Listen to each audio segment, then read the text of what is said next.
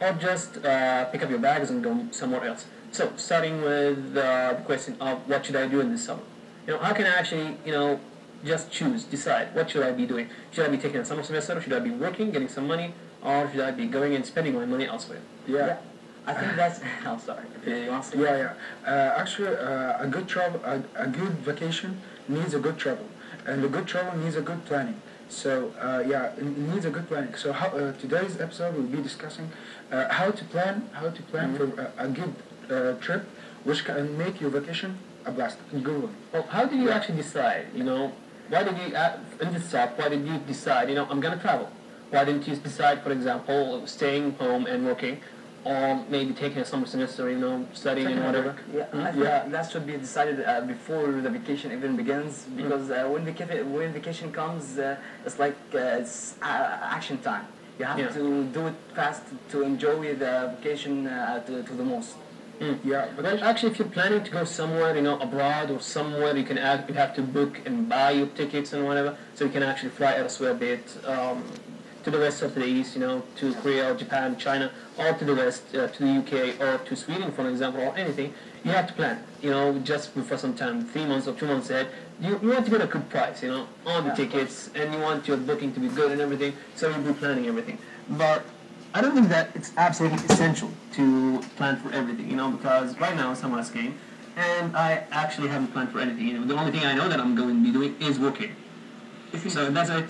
Even if you did the plan if you think you plan for everything, you always forget that little thing that comes crucial at the vacation. It's somehow very tiring. Yeah, I think the main reason is for vacation is having some rest, having a break. Yeah. So I don't think it's a good idea to just work in vacation. I think working time is over. Then you start vacation, which it's a break from having working. So yeah, but it depends from some person to another. Yeah. Yeah, some people want to have a summer job, make some money to buy something that he wants, or just to relax from a gruesome year in school, college. Yeah, maybe. But the thing is, you just want to go ahead and have fun, just as you said, because it's a vacation and everything. But the thing is, it's almost 3 months of a vacation, and that is really a bit too long. Even if you're going ahead and traveling or whatever, maybe you'll be spending a month and a half even. I think that's actually really the maximum. Even if you want to go everywhere, I think 2 or 3 weeks are really enough to go everywhere. Unless if you want to go somewhere and stay, and you have family and relatives, then you'll be needing more time. But if you're just simply sightseeing and having fun with your family or close family, the people you're actually traveling with, maybe they are your friends even, you don't need that much time. But 3 weeks, I think it's really enough to go anywhere. You never know if you need them or not, because like I said, it's oblivious. You don't know what will happen next.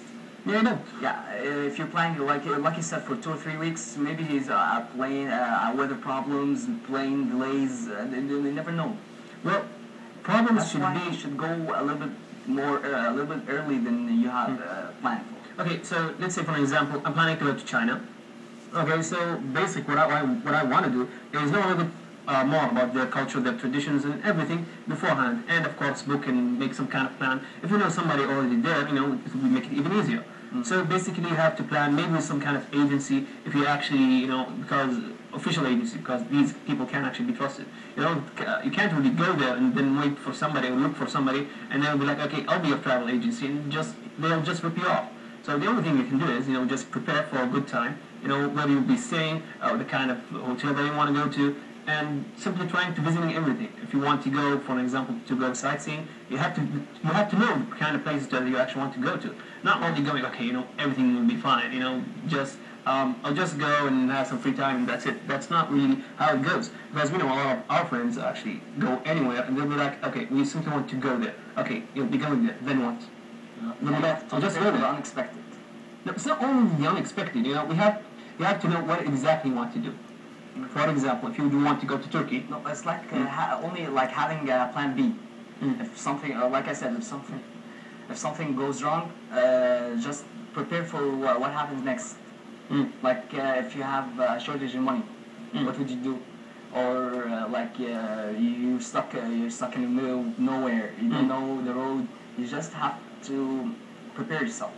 Yeah, well, that is actually also part of the fun, just being lost in somewhere you don't know anything is also some kind of, it is fun, thrilling sometimes.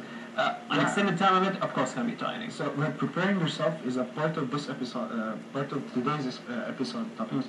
So how can we prepare ourselves for such a travel? For example, you're going to travel in a vacation to climb a mountain, for example. Yeah. How can we prepare ourselves? Yeah. Okay, it's not my experience, it's my brother's. Okay, because on the summer of 2008, he actually went to Japan. And he climbed the whole mountain of Fuji. He got to the summit of the mountain, just the very top. So what he told us that you can actually, there are stops everywhere. You can, just stop spots. I don't know exactly what they call it. Pit stops. Yeah, some kind of pit stop. You can stop actually there and have some snacks and whatever, always on the road. It's not even a road. It's like a walking road, desert road. Something, it's not designed. No, it's not. It's the place to sit, yeah, but it's not really designed for you to go, with a car or anything. So if you want to get to the top, you have to go walking. And he told me that he took about 8 hours to actually get to the top of the mountain. And he was alone for a good amount of time, and it was really dark. And, about 3 or 4 hours walking complete darkness. So it was thrilling and scary at the same time. And but it was really fun. But the thing is, he actually did prepare himself. So he was with a group of friends. That's number one. That's always the number one rule. Don't go alone, because you need at least one. Help you. Yeah, you have to have another person, because as something happened to you, he'll be picking up the phone and saying, okay, this happened or that happened, and we need help or we need an ambulance or whatever. And always try to be able to communicate with the people, the country that you're going to. Usually, knowing English is enough, but for some countries, like in my brother's case, when he went to Japan, they didn't really speak so much English. It was really tiring for them. So what he did was that he contacted a friend of ours over there who has been living for a couple of years, and he knows how to speak everything. He knows how to speak Japanese, so it was really easy for them in that area. So the thing is, he did prepare himself. They got walking sticks, they got gloves, they got some kind of goggles, and also a flashlight. So it was tiring. He did have a huge backpack and everything, but then he did get to the summit, and he did feel, a sense of achievement when you actually got there. So there is some kind of preparing, some kind of thrill, and lots of fun when you actually get to do something like that, if it was actually planned. Yeah, I think before going to any place, you have to just have a research on this place you're going to. For example, I was going to Al-Khobar. I just went booking through the internet about some hotels there, the places where I should go, what tools I can use. Where in many cases, it was a good experience, and it actually worked. It made my vacation last Eid, I think. Yeah, it was awesome. I think, like you said, researching the place you want to go, or even researching in itself on any place, is essential for any planning. Yeah. To know cultural differences, like you said, places to go, the troubles if any the kind of food that they have, food if not what you like or have. Okay, I think if you actually are really picky with food, you're not suited for travel. Yeah. That is a rule that I always put. If you want to go somewhere, China, Korea, England, anywhere, you have to eat what they eat. As long as it's halal. Open-minded. Yeah, you have to keep yourself. As long as it's halal, so go ahead and do it. I can assure you that this kind of food is halal. You don't even understand the language. If we go to China, they eat different food. They'll be eating bats and snakes and whatever. You just have to research a little bit about it and know what they eat, and just have it. Just have the cuisine, enjoy the cuisine. It's nothing wrong with it.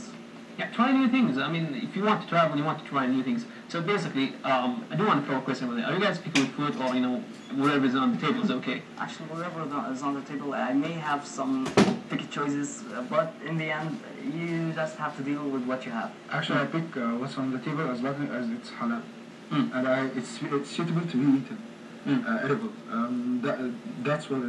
That's the answer.